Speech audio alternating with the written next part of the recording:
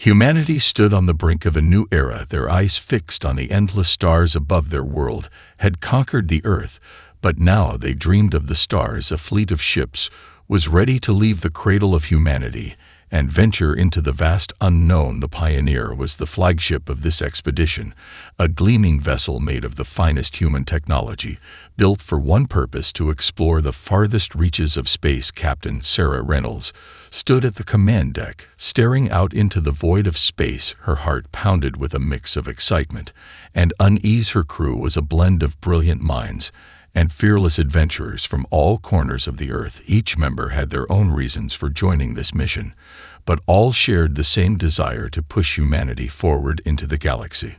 The moment had come. The countdown began. 5, 4, 3, 2, 1, and with a burst of energy, the Pioneer shot forward into the unknown, with the stars stretching out before them in a never-ending sea of possibility.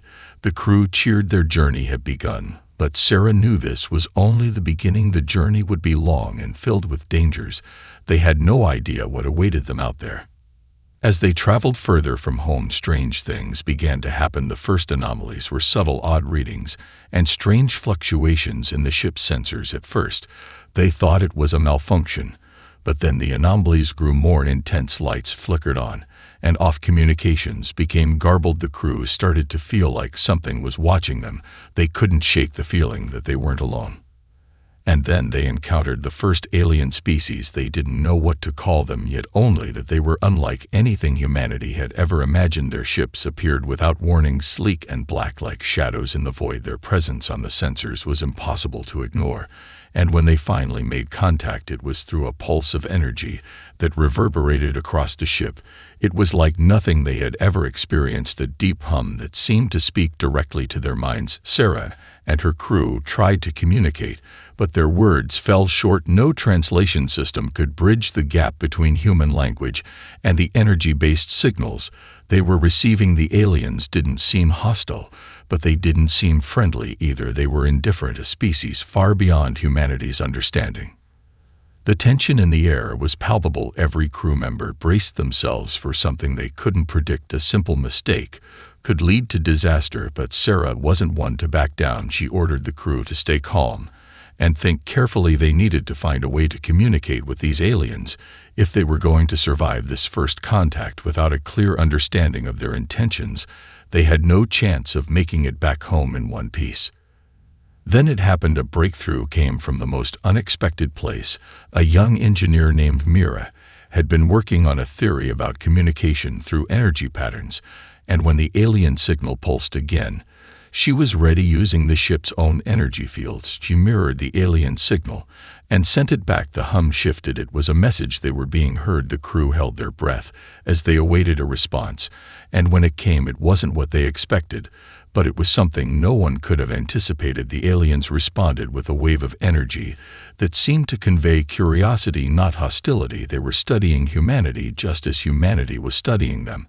And in that moment, Sarah knew this was only the beginning of something far greater than anyone had imagined. The Pioneer sailed on into the stars, but this first leap had changed everything. Humanity had just taken its first step into a much larger universe, and there was no turning back. Humanity had barely made it past the first step, but the universe was already proving to be a far more complicated and dangerous place than anyone had anticipated. The Pioneer and its crew, fresh from their encounter with the mysterious alien species, now found themselves charting unexplored star systems.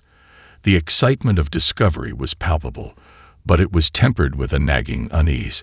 Every time they crossed into a new sector, the crew was met with unfamiliar stars and strange new phenomena that no one could predict.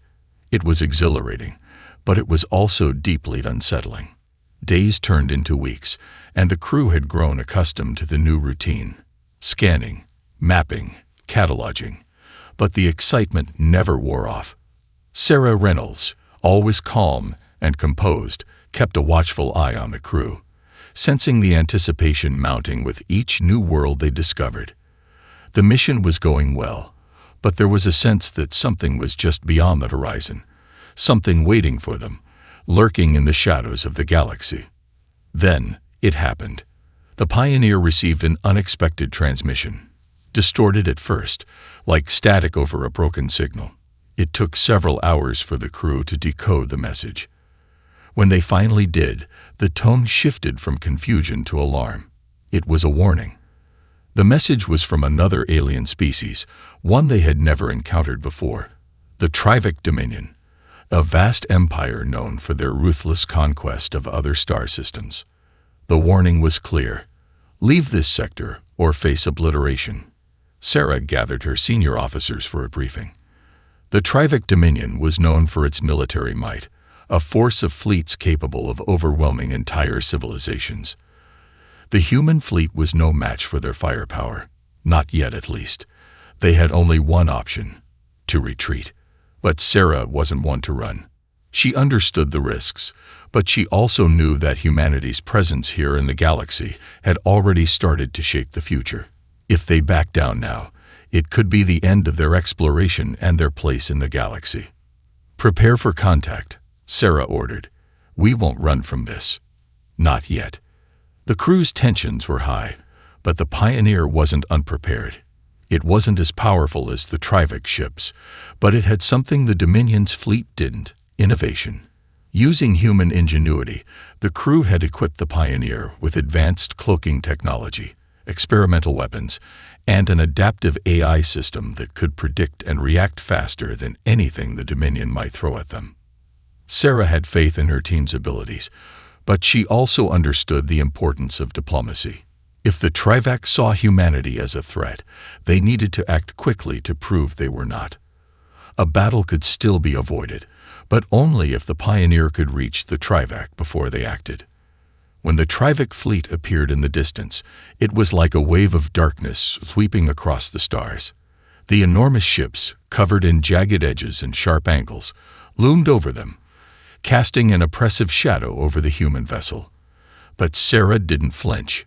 She gave the order to engage the cloaking device and sent the Pioneer gliding silently toward the heart of the enemy fleet. Their message had been heard.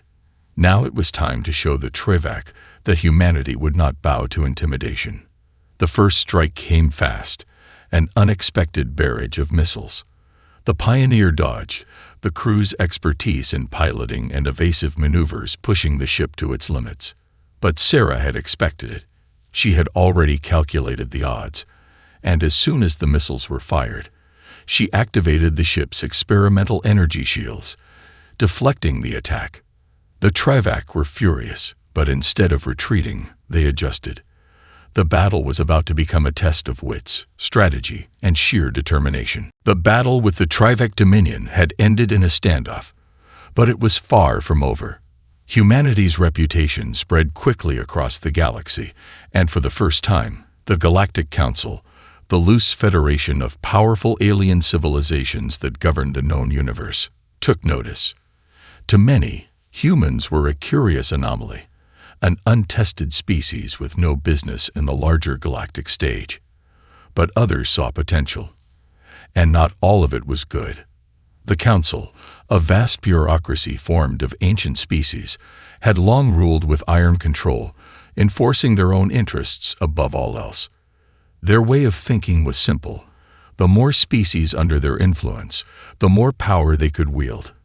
Humanity, with its rapid expansion and burgeoning alliances, threatened to upset the established order. Soon, high-ranking members of the Council convened in secret.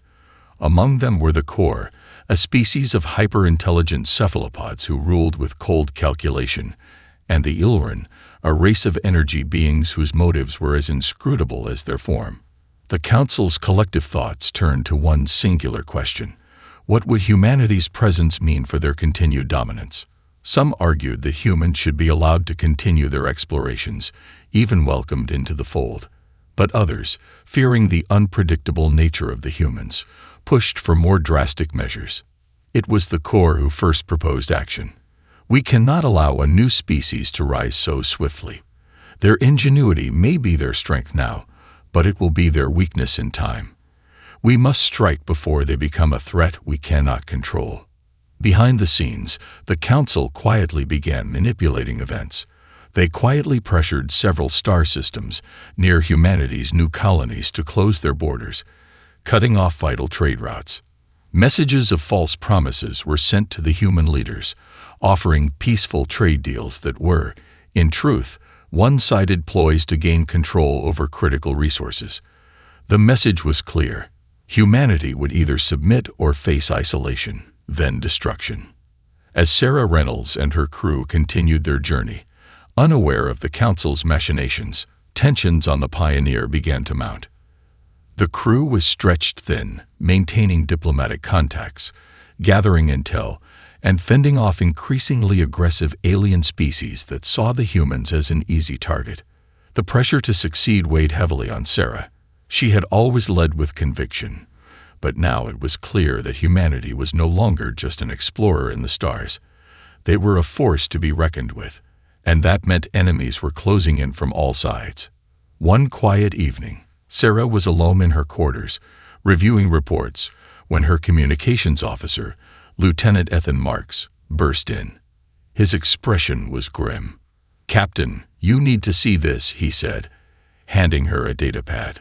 Sarah looked down at the screen, which displayed a message intercepted from the Council. It wasn't meant for human eyes, but it was clear in its intent. A covert operation had been set in motion, one designed to eliminate humanity's growing influence in the galaxy. Sarah's eyes narrowed as she read the words. Humanity is to be contained before it destabilizes the balance of power. "Damn it," she muttered. "They're already making their move." Sarah didn't need to think twice. The Pioneer had always been more than just a vessel for exploration. It was a symbol of humanity's reach and potential. And now, that potential was at risk. She gathered her senior staff in the command room, relaying the grim news. "We can't back down," Sarah said, voice steady but determined. "The Council will try to crush us, but we can't let that happen. We'll take this fight to them. We'll show them humanity will never be a pawn in their game." A determined silence filled the room as the crew realized the weight of Sarah's words. The stakes had just grown higher. No longer was this a matter of exploration or diplomacy. This was a war for survival. The Pioneer would not be the only ship taking action. The crew began mobilizing alliances with the independent species they had encountered during their travels. Every contact, every trade route, every chance for negotiation was now a potential battleground.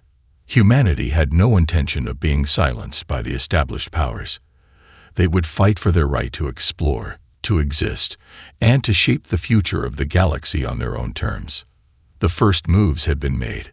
The Galactic Council had cast its shadow over humanity's future.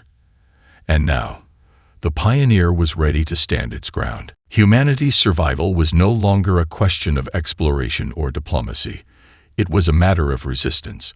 With the Galactic Council secretly moving to crush humanity's newfound power, Sarah Reynolds knew that the Pioneer couldn't stand alone in this fight. The Council's influence spread far and wide, and no matter how resourceful humanity had become, they couldn't fight an empire that spanned the stars. But the galaxy was vast, and in the shadows of Council control, there were others who longed for freedom, independence, and a chance to be more than pawns in the Council's game. Sarah called a meeting with her senior officers, determination burning in her eyes.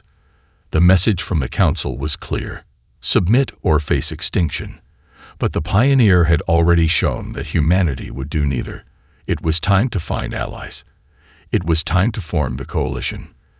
The first step was reaching out to those who had already shown a willingness to defy the Council, species who had been oppressed or marginalized by the Council's rigid structure. The Vexari, a warrior race with a deep sense of honor, were the first to respond. They had long felt the sting of the Council's interference in their culture, their way of life. They had resisted before, but had always been crushed under the weight of Council forces. However, with humanity's rise, they saw a chance to fight back. "We have seen what you did with the Trivac," said Ralgar, a Vexari leader with scars covering his face, each one a testament to battles fought for freedom. "You do not bend easily. We respect that. We will fight with you. Next were the Narithians, a peaceful species skilled in diplomacy and trade, whose homeworld had been economically suffocated by the Council's policies. Their peaceful nature made them wary of open conflict, but they knew they could not stand idly by. With the humans offering a chance to rebuild their economy outside of Council control, they too pledged their support. Finally, there were the Makari, sentient machines, a race of artificial beings created by an ancient alien civilization. Their creators had long since disappeared, but the Makari had continued to evolve and thrive. The Council viewed them as a curiosity at best, an oddity to be controlled at worst.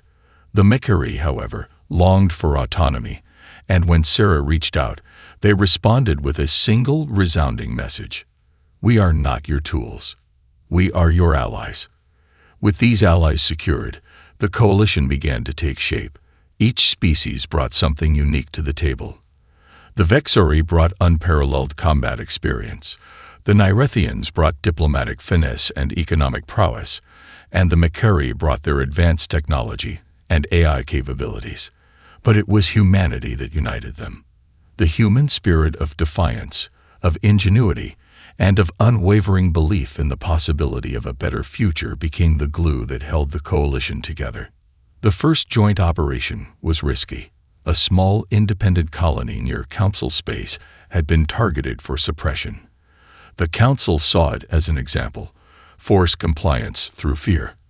But the coalition saw it as an opportunity, a test, a human-led strike force, joined by Vexori warriors, Narithian diplomats, and Makari intelligence, launched a precision strike on the Council's blockade around the colony. Using human ingenuity and the alien allies' unique skills, the operation was a resounding success. The blockade was broken, and the message was clear. The coalition was born, and it wasn't going anywhere. But the victory came at a cost. The Council wasn't blind, and it didn't take long for them to notice the growing resistance. Soon, they would be hunting the coalition across the stars. The next battle would be more than a skirmish. It would be a declaration of war. Sarah stood on the bridge of the Pioneer, watching as the forces of the coalition gathered in orbit. The future of the galaxy was on the line, and humanity had just taken its first steps toward something greater than survival. This wasn't just about breaking free from the Council. It was about changing the balance of power, once and for all. The war had only just begun, but humanity's resolve had never been stronger. The battle had begun, and the coalition's forces were starting to feel the pressure. The Galactic Council had mobilized its full military might, sending fleets of warships to put an end to the growing resistance. But Sarah Reynolds and the crew of the Pioneer knew that this was a war they couldn't afford to lose. The future of humanity depended on the coalition's success, and the only way to ensure that was to strike at the heart of the Council's power. The key to this was Aether Station, a massive, strategically vital facility located at the crossroads of several key trade routes. Aether Station served as the Council's primary supply depot for the war effort, and its destruction would cripple their military operations. The coalition's plan was simple but dangerous. Infiltrate the station, sabotage its defenses, and take out the Council's most powerful fleet in one fell swoop.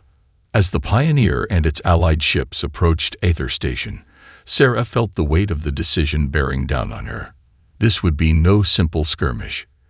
Aether Station was heavily fortified, surrounded by a fleet of advanced warships, and the risk of failure was immense.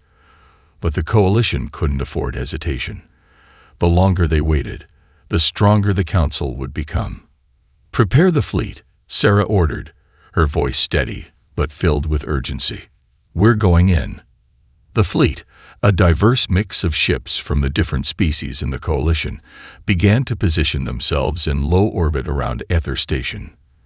Vexori warships flanked the Pioneer, their powerful weapons systems ready to unleash hell on any Council ship that dared come too close. The Narithians, though more peaceful by nature, had supplied the coalition with a new class of stealth ships designed to slip past enemy sensors undetected. And the Makari, with their vast technological expertise, had equipped the fleet with cutting-edge technology that would give them an edge in the coming battle. Sarah's plan was to strike hard and fast, using the element of surprise to disable Ether Station's defenses before the Council's fleet had a chance to react. Once the station's shields were down, the Vexari would move in for the kill, while the Nyrethians would ensure the escape routes were clear. The first wave of the attack was a delicate dance of precision and deception. The stealth ships moved in, bypassing the station's early detection systems and planting sabotage charges on key power conduits. The Pioneer and the other warships stayed in the shadows, waiting for the moment to strike. Then, as if on cue, the Pioneer fired a volley of energy blasts at the station's outer defenses, sending shockwaves through the station's hull. The Coalition ships sprang into action, launching torpedoes and drones to disable the surrounding fleet. The Council's warships, taken completely off guard, scrambled to regroup, but it was too late. As the station's shields flickered and failed, the Vexari unleashed their full might, their battlecruisers tearing through enemy ships with relentless force. The Council fleet tried to retaliate, but they were disorganized, and the Coalition had anticipated every move. The Pioneer, with its advanced AI and adaptive combat strategies, guided the fleet's maneuvers, ensuring the Coalition's forces were always one step ahead.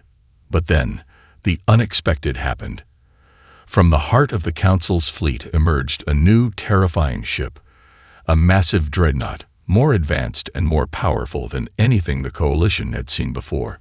It was a ship designed to obliterate entire fleets with its sheer firepower. As it powered up its main cannons, the Pioneer and its allies realized they were facing their biggest challenge yet.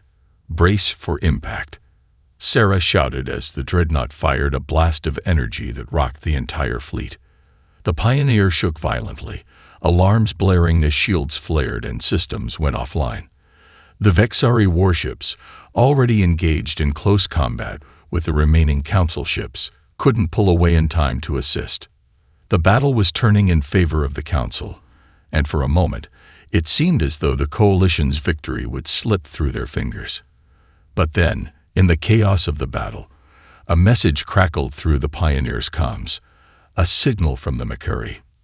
"We have an opening," came the voice of Makari Commander Zephyr.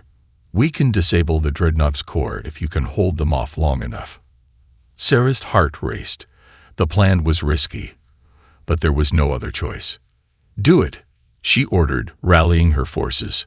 "Everyone, focus fire on that Dreadnought. We give them enough time. And this ends now." The final moments of the battle were a blur of blinding explosions and raw, desperate energy. The Pioneer led a full frontal assault on the Dreadnought, drawing its fire while the Makari slipped past to disable its power core. It was a gamble, but it paid off. With one final surge of energy, the Dreadnought's core detonated, sending shockwaves through the surrounding fleet. The remaining Council ships scrambled to retreat, but the damage was done. Ether Station had been destroyed, the Council's most powerful fleet crippled, and the Coalition stood victorious. Sarah watched the aftermath unfold on the bridge of the Pioneer, the weight of the battle settling in. The victory was theirs, but the war was far from over. The Council would come for them, and this time, humanity would be ready. The Battle of Ether Station was a decisive victory, but it was only the beginning. The Coalition's first major strike against the Galactic Council had shaken their foundations, but the Council wasn't a power that would crumble so easily. The message sent by humanity and its allies was clear. They were no longer willing to be subjugated. The old order had been disrupted, and the consequences would be dire. In the aftermath of the battle, Sarah Reynolds stood at the bridge of the Pioneer, staring out into the void. The damage to Ether Station was catastrophic, and the destruction of the Dreadnought had sent ripples of fear through the Council's military command. Yet, Sarah knew that the Council wouldn't let a defeat like this go unpunished. Retaliation was inevitable. "We've made a lot of enemies today," Sarah muttered, as Lieutenant Ethan Marks approached her with an update. "Captain, the Council is mobilizing," Marks reported. We've intercepted communications. It's not just military retaliation. There's a covert operation in the works, and it's targeting our most vulnerable systems. Sarah's eyes narrowed. Covert. They're using sleeper agents, ones planted in some of the independent colonies we've helped. Marx continued, his voice grim. They've begun to stir unrest, sabotage, propaganda, even assassinations. If we don't act fast, the coalition could fracture from within. It was a strategy the Council had used time and time again. Divide and conquer. With the coalition barely holding together in the aftermath of their victory, this new threat was one they couldn't afford to ignore. If they couldn't maintain the unity between the various species, everything they'd fought for would collapse. Get me Ralgar and Zethar, Sarah ordered, her tone unyielding. We need to hit back before they can tear us apart. Within hours, the leaders of the Vexari and Mechari were aboard the Pioneer, their presence adding weight to the already tense situation. Ralgar's scared face was a mask of determination, his voice steady but tinged with anger. The Council will not win this fight with sabotage and whispers, he said, his deep voice resonating through the room. We've seen their tactics before, and we will crush them as we have before. We must act quickly, but carefully, Zethar, the Mechari commander, advised. If we simply retaliate in kind, we risk escalating this into an all-out war. We need to turn their own tactics against them. Sarah considered their words carefully. The coalition couldn't afford to overreact. If they fought fire with fire, they would fall right into the Council's trap. They needed to be clever, strike swiftly, and undermine the Council's strategy before it gained any real momentum. Zethar, you'll coordinate with the Mechari fleet, Sarah decided. We'll use their advanced tech to track and neutralize the sleeper cells. Ralgar, we need the Vexari to focus on disruption. We'll take out their support systems and expose their agents. Ralgar nodded. Done. I'll make sure our warriors find their targets. The Council won't know what hit them. The plan was set in motion, and the coalition's counteroffensive began immediately. The Pioneer, with its advanced intelligence and AI systems, worked alongside the Mechari to track down and neutralize the sleeper agents. The Vexari, notorious for their combat prowess and tactical mind, went on the offensive, targeting key Council assets in every corner of the galaxy. It was a race against time to prevent the Council from turning their subversion into full-blown chaos. The first strike came on the barren world of Olaris, an independent colony that had recently pledged its support to the coalition. It was here that the Council's sleeper agents had made their move, sowing discord among the colonists. The Mechari deployed their tech, infiltrating the colony's communication networks and finding the agents hiding in plain sight. With a surgical strike, they exposed the agents to the public, stripping the Council of any leverage they'd hoped to gain. Next, the Vexari targeted a hidden Council base on the remote moon of Draven, destroying their weapon stockpiles and undermining their ability to launch a counterattack. The operation was swift and brutal, leaving the Council reeling. But it wasn't just about striking back. It was also about sending a message. Humanity's tactics were never the same as the Council's. While the Council relied on manipulation and shadow wars, humanity and their allies focused on transparency, direct action, and exposing the truth. Every victory, every operation was broadcasted to the galaxy, showing that the coalition was not just resisting, it was fighting back with honor and unity. Yet, as the coalition rallied and countered, the Council's retaliation grew more brutal. In the far reaches of the galaxy, they began to assemble a fleet large enough to bring the war to a head. The coalition had won a battle, but the war was far from over, and the Council was preparing to strike at the heart of the rebellion. Sarah looked out the bridge window, the stars shining like distant beacons of hope. There was no turning back now. The coalition was on the path to something greater than mere survival. They were fighting to change the galaxy itself. But the stakes had never been higher. The war had truly begun. The war had escalated beyond anything Sarah Reynolds and her crew could have prepared for. After the Coalition's victories, the Galactic Council had unleashed its full might, assembling a fleet the likes of which no one had ever seen. Their target was clear: Solus Prime, the heart of the human homeworld, and the symbol of everything humanity had fought for in this galaxy. If the Council could crush humanity's base of power, the entire Coalition would shatter, and their rebellion would be over. It was a calculated move, one that left Sarah with little choice but to stand her ground and defend her home. If humanity fell now, the galaxy would fall into the hands of the Council, their iron-fisted rule unchallenged. "We don't have much time," Sarah said, pacing the bridge of the Pioneer. "The fleet is already on the move. Solus Prime won't be able to hold out against them alone." Ralger, his massive frame standing at attention beside her, gripped his weapon. "We've fought for less. We can hold the line." Sarah turned to the view screen, where the image of Solus Prime filled the entire display, a shining jewel of human civilization, now under direct threat. It had been humanity's pride, its growth, and its future. But now, it was in danger of being reduced to rubble. "We don't just hold the line," Sarah replied, her voice resolute. "We make them regret ever stepping foot in our galaxy." The Council had been relentless in its pursuit of victory, and their final strike on Solus Prime would be their most destructive. The fleet they had assembled was vast, with hundreds of warships, including the colossal dreadnoughts and flagship destroyers that the Council had so often relied on. This time, they were not just coming to invade. They were coming to crush any hope of resistance in the galaxy. But the Coalition would not go down easily. "We've mobilized everything we've got," Zephyr, the Makari commander, said over the comm. "Every ship we could spare is en route to Solus Prime. The Vexari are already assembling for the first wave, but we'll need time to set up defensive structures."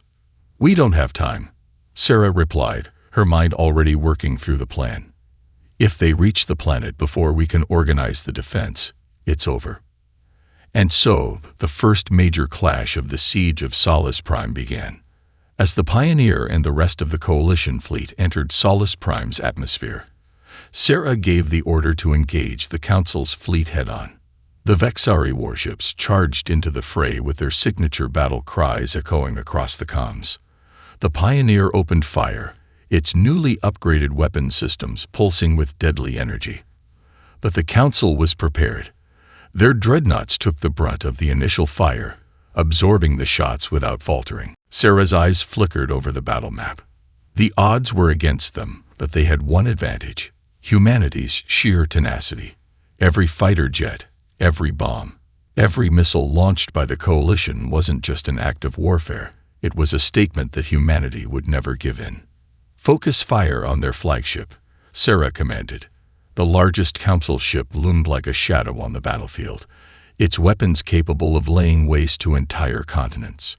If they could disable it, the rest of the fleet would fall into disarray. The battle was chaos. The Vexari tore through enemy lines, while the Nyrithians' stealth ships caused havoc among the Council's rear defenses. But the dreadnoughts were relentless, pummeling the Coalition's forces with devastating precision.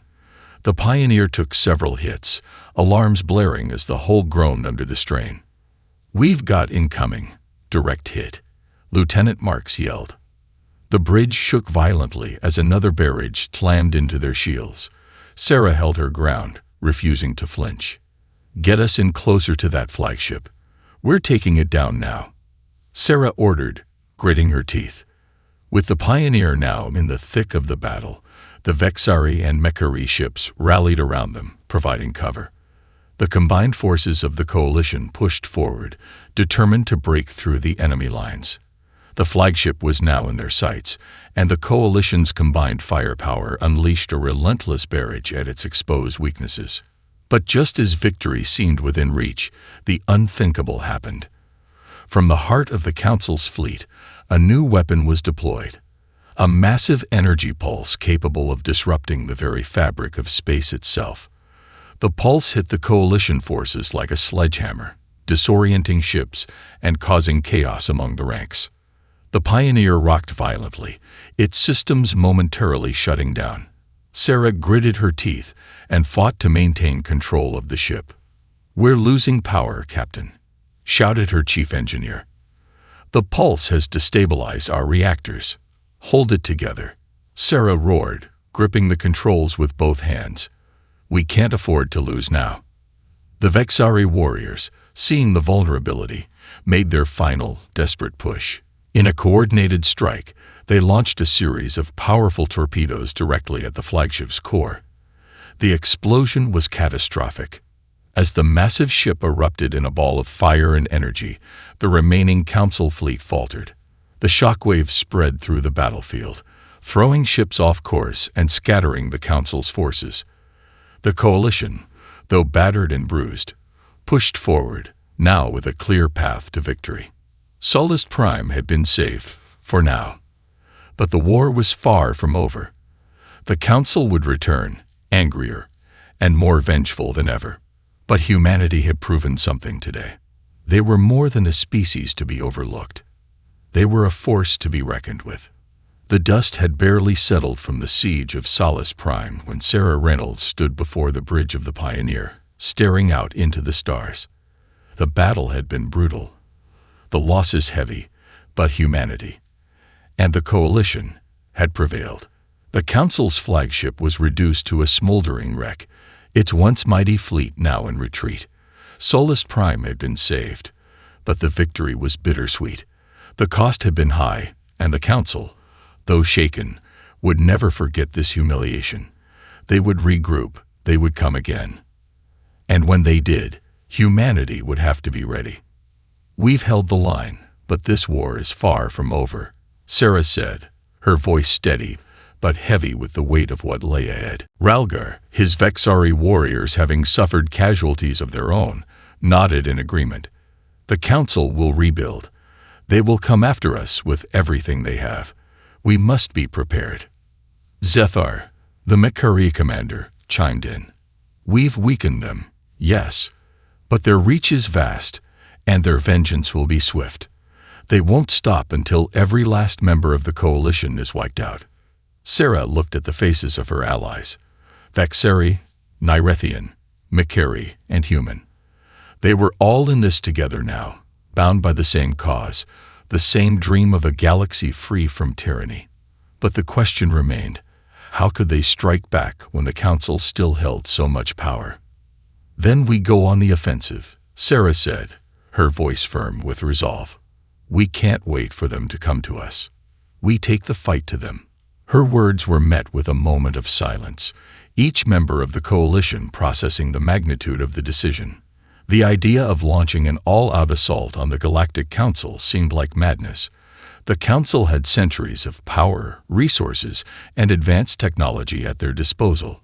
Yet humanity had already defied the odds once. This time, they would do it again. Only this time, it wouldn't just be defending. They would be conquering. "We've learned their weaknesses," Sarah continued. "Their communication systems are vulnerable. Their supply lines are stretched thin after the losses at Aether Station and Solus Prime. The next target must be their central hub, the Citadel." The Citadel was the beating heart of the Galactic Council, a massive, heavily fortified space station at the core of Council space. It was where the Council's leaders made their decisions, where their most valuable secrets were kept, and where their greatest weapons were housed. If the Coalition could take the Citadel, they would cut the Council off at the source. The war could finally be won. "We'll need everything we have," Zethar warned. "This will be the most difficult operation we've ever attempted. The Citadel is defended by not just fleets, but by the Council's most elite forces. We'll make them regret underestimating us," Sarah replied. "It's time to end this." The plan was set into motion. The Coalition, now united and battle-hardened, would strike at the Citadel with everything they had. Vexari ships would lead the charge, breaking through enemy lines with precision and overwhelming force. The Nyrethians would coordinate intelligence and sabotage, ensuring the Council's defenses were crippled before the main assault. The Makari would deploy their most advanced technologies to disrupt the Citadel's security systems and neutralize its weapons. The Pioneer, with its unparalleled combat capabilities and cutting-edge AI, would lead the final push. Sarah knew that this mission would not come without sacrifice. There would be losses. But she also knew that if the Coalition could succeed here, they would change the galaxy forever. As the fleet assembled, preparing for the final assault, Sarah addressed the crew. "We've come a long way, and we've paid a heavy price," she said. "But we're not just fighting for ourselves. We're fighting for everyone who's ever been oppressed, for everyone who dreams of freedom. And we're fighting for the future, our future." The Council's reign ends now. The stars ahead seemed to burn brighter than ever before. The Pioneer and its fleet of allies jumped into hyperspace, their destination clear, the Citadel. The final battle would soon be upon them. But even as they made their way into enemy territory, Sarah knew there was no turning back. This was the moment that would define humanity's place in the galaxy. It wasn't just about survival anymore. It was about taking their place as equals among the stars, forging a future where no species would ever have to bow to the tyranny of the Galactic Council again. The time for resistance was over. Now, it was time for revolution.